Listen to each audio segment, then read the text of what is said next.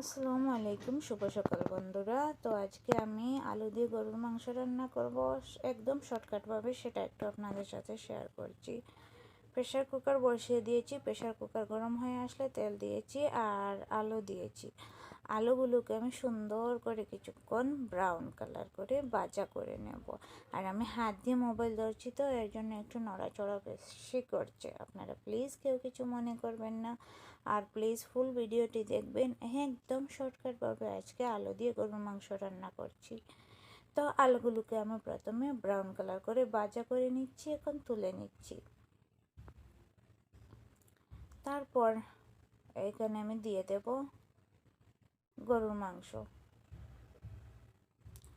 বেশি না, একটু গরুর মাংস দিয়েছি। তারপর দিয়েছি পেঁয়াজ কুচি আর টমেটো কুচি, তেতো করা আদা রসুন আর গরম মশলা।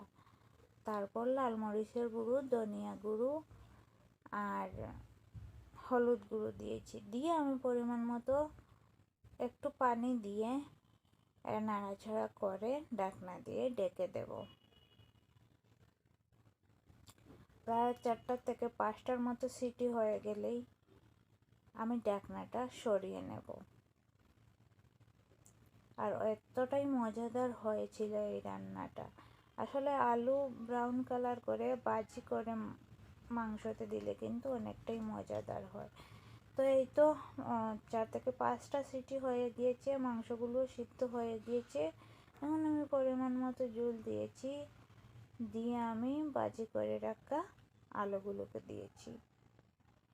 দিয়ে আমি আরও একটু নাড়াচাড়া করে আরও একবার আমি কুকারের ঢাকনাটা লাগিয়ে দেব।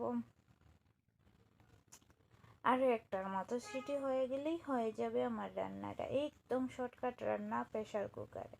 তো এই তো হয়ে গিয়েছে আমার রান্নাটা। তো কেমন লাগছে আপনাদের কাছে আমার এই রান্নাটা, সবাই একটু কমেন্ট করবেন। এখানে বিদায় নিচ্ছি, টাটা, বাই বাই।